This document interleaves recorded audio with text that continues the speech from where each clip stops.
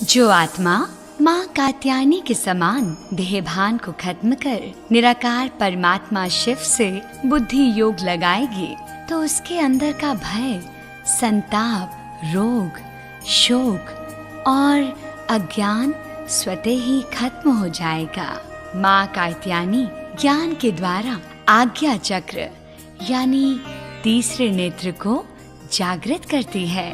जब कोई आत्मा सच्चे हृदय से अपने तीसरे नेत्र पर ध्यान लगाकर माँ कात्यायनी का आह्वान करती है तो उसके जीवन से डिप्रेशन, मन विचलित होना और मायूसी जैसे सभी दुख भस्म हो जाते हैं। माँ कात्यायनी द्वारा निराकार परमात्मा शिव की शक्तियाँ प्राप्त करके हमारे मस्तिष्क से जुड़ी सभी बीमारियाँ ठीक हो जाती हैं।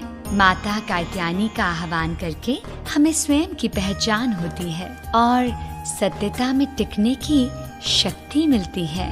इसके साथ ही हमें ये अभ्यास भी होने लगता है कि हम शरीर नहीं, आत्मा हैं। कात्यायनी देवी की पूजा करने से आपसी संबंधों में भी सुधार आता है।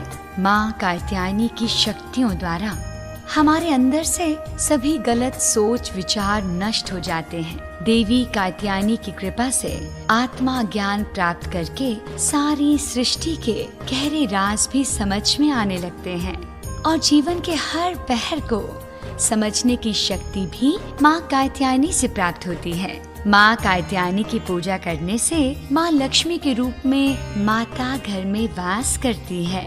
माता कात्यायनी का स्वरूप अत्यंत दिव्य, चमकीला और प्रकाशमान है। माँ कात्यायनी की भक्ति और उपासना द्वारा मनुष्य को बड़ी सरलता से अर्थ, धर्म, काम और मोक्ष चारों फलों की प्राप्ति होती है।